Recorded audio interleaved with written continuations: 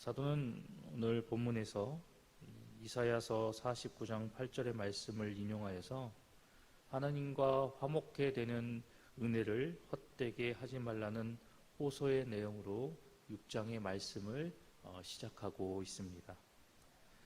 사도직을 수행함에 있어서 체험한 사도의 경험과 더불어서 이 사도직을 이행하며 나아갔을 때 겪게 된 어려움에 대해서도 사도는 함께 이야기를 하고 있습니다. 우리가 잘 알고 있는 것처럼 사도 바울은 자신에게 주어진 사역을 감당하면서 모진 풍파를 겪었던 사람이었습니다. 그리고 이 사역을 감당하는 데 있어서 다른 사람의 비난과 조롱 역시 끊이지 않았습니다. 하지만 그럼에도 사도는 그런 자신의 인생으로 인해서 그리고 자신이 행하며 나아가는 이러한 사역으로 인해서 그는 결코 좌절하거나 낙심하지 않았습니다.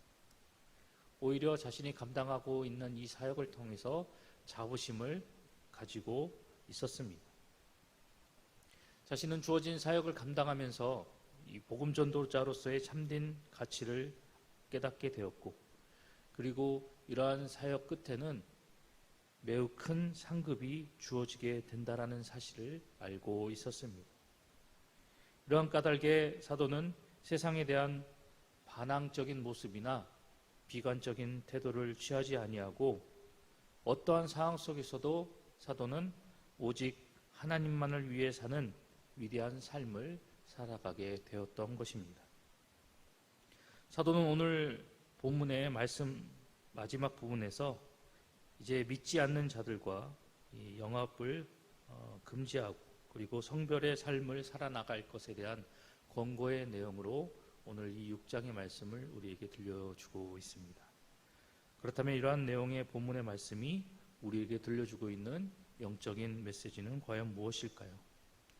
먼저 첫 번째로 오늘 본문은 성도는 내적 성숙을 통해서 화목의 역사를 이루는 사람이 되어야 한다라고 교훈합니다. 본문 6절에서 7절까지의 말씀을 살펴보면 화목의 직책을 수행하는 이 사도가 자신이 갖추고 있었던 8가지 미덕에 대해서 소개하는 내용을 보게 됩니다. 먼저 이야기하고 있는 이 4가지 요소, 깨끗함, 지식, 그리고 오래 참음, 자비함, 이 4가지는 도덕적 요소에 해당되는 요소였고, 그리고 그 뒤에 이야기되어지고 있는 4가지 요소, 성령의 감화, 거짓 없는 사랑, 진리의 말씀, 그리고 하나님의 능력, 이 4가지는 이 종교적 요소를 나타내고 있습니다. 그런데 이 두 부류의 이 요소들, 서로 상반되고 다른 그런 성향을 띠고 있는 그런 요소들인데, 그럼에도 불구하고 이 두 부류가 공통적으로 보이는 그런 모습이 있습니다. 그것은 바로 이 모든 요소들은 바로 다 겉으로 드러나지 않는 모습들이라는 사실입니다. 그렇다면 사도가 이 8가지의 요소를 우리에게 이야기를 하고 있는데, 이것을 우리에게 이야기하고 있는 의도가 과연 무엇일까요? 그것은 바로 사도는 지금까지 자신에게 주어진 이 사도직을 행하며 나오는 데 있어서, 그리고 자신이 가지고 있는 그 사도직을 변호하기 위해서 화목의 직책을 가진 자로서 그는 지금까지 외적인 시련을 모두 인내하며 나왔을 뿐만이 아니라 내적인 면에서도, 즉 보이지 않는 내적인 면에서도 사도로서 그리고 사도직을 감당하며 나아가는 데 있어서 합당한 성숙한 모습을 지니고 있었다라는 사실을 우리에게 들려주면서 이 말씀을 접하는 우리 역시 이러한 모습을 갖춘 성도가 되어야 함을 우리에게 교훈하고 있는 것입니다. 사도가 이렇게 이야기하는 이 말씀을 통해서 우리가 깨닫게 되는 것은 하나님과 인간 사이의 화목의 역사에 우리 성도가 동참할 때에는 오늘 사도가 우리에게 보여주는 것처럼 시련을 이겨나가는 외적인 신앙과 더불어서 오늘 이 8가지의 덕목을 두루 갖추며 나아가야 한다라는 사도의 말씀처럼 내적인 성숙함도 두루 갖추며 나아가는 성도가 되어야 한다는 사실입니다. 성도로서 주어진 신앙의 길을 걸어감에 있어서, 그리고 성도로서 이 하나님과 사람 사이의 그 화목을 이루며 나가는데 헌신하는 성도가 되기 위해서는 외적인 고난을 극복하는 인내는 말할 것도 없고, 내적인 성숙을 이루는 것 역시 우리 성도가 화목의 직분을 감당하는 데 있어서 마땅히 갖춰 나가야 할 필요 요소다라는 사실입니다. 화목의 직분을 감당하기 위해서는 우리는 하나님의 성품을 닮아야 합니다. 이를 통해서 우리는 내가 먼저 내 스스로가 그 하나님의 성품을 닮아가려고 하는 그 노력을 통해서 하나님이 어떤 분이신지를 우리가 깨달아 나갈 수 있기 때문입니다. 하나님이 어떤 분이신지를 우리가 알아야 그 하나님의 모습을 우리가 설명할 수 있고, 우리의 삶의 모습으로 나타낼 수 있고, 그리고 내가 이해하고 있는 그 하나님과 사람들 사이에서 화목의 중개 역할을 온전히 감당하며 나아갈 수 있게 되기 때문입니다. 그렇기 때문에 우리는 먼저 하나님의 성품을 닮아야 하고, 이를 통해서 하나님이 어떤 분이신지를 깨달아야 하고, 그리고 내가 깨달은 그 하나님의 모습을 말로써, 행동으로써, 삶의 모습으로써 설명해 나갈 필요가 있다는 사실입니다. 하나님을 나타내고 그리고 하나님을 설명하는 데 있어서 가장 효과적인 방법은 바로 하나님의 성품을 행동하고 실천하고 표현하고 나타내는 것입니다.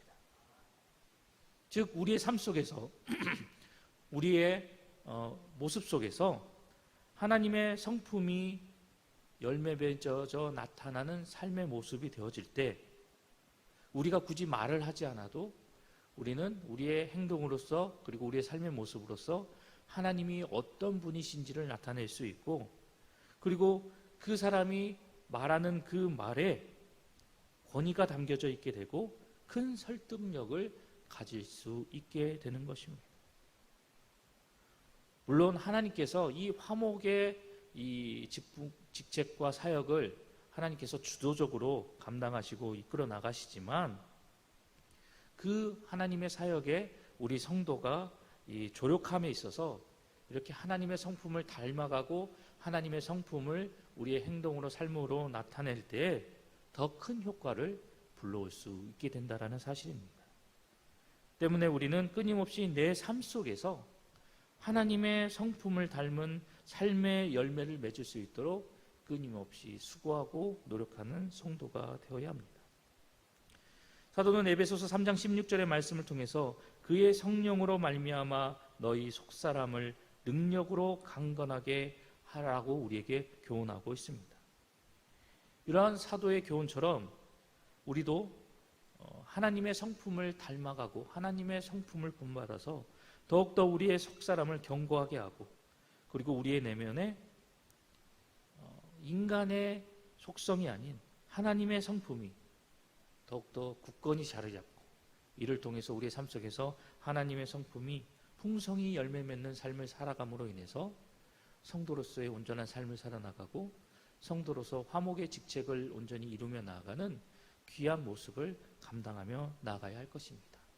오늘 하루의 삶 속에서 이러한 모습이 저와 여러분 가운데서 온전히 나타나는 복된 하루가 되시기를 소망합니다.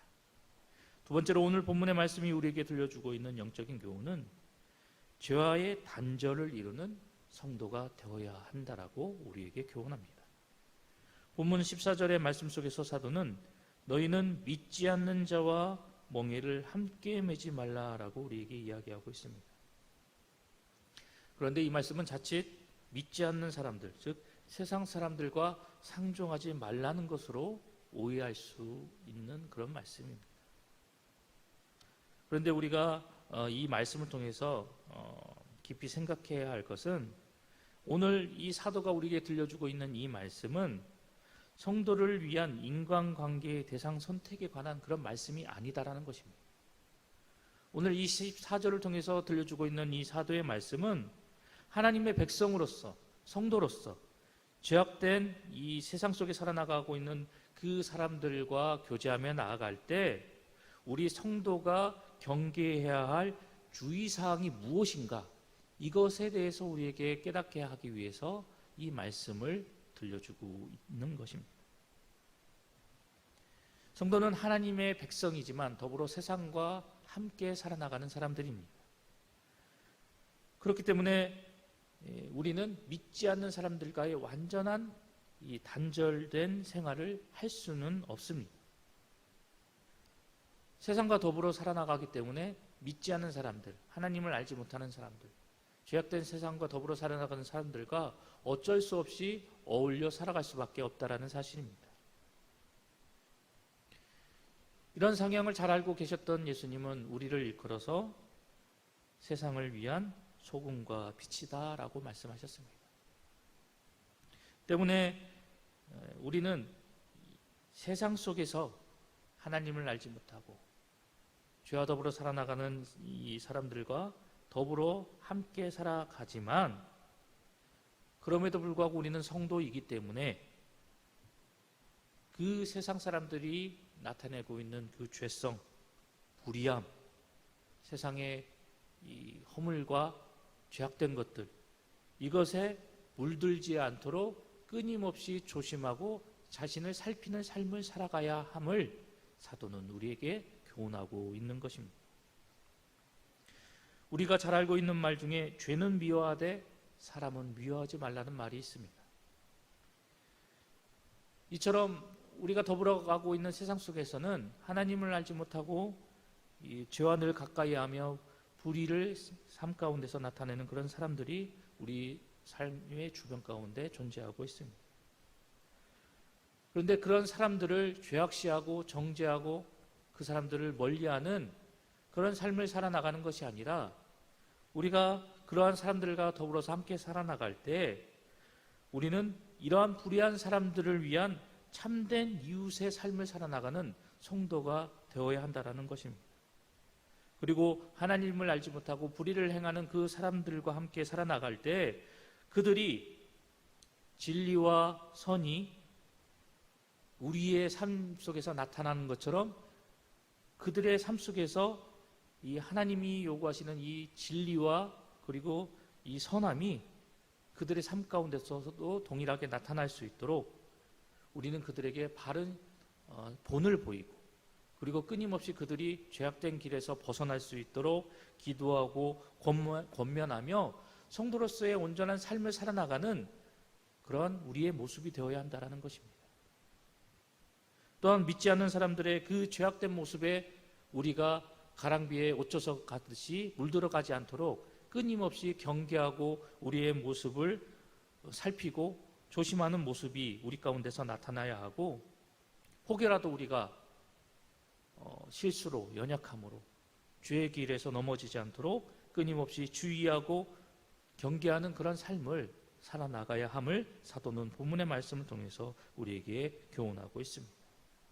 우리가 이러한 모습으로 주어진 삶을 살아나갈 때, 또한 우리가 사도가 교훈하는 것처럼 이러한 성도의 모습을 통해서 우리의 주변의 많은 사람들에게 진리의 복음을 전하고, 그리고 이 복음의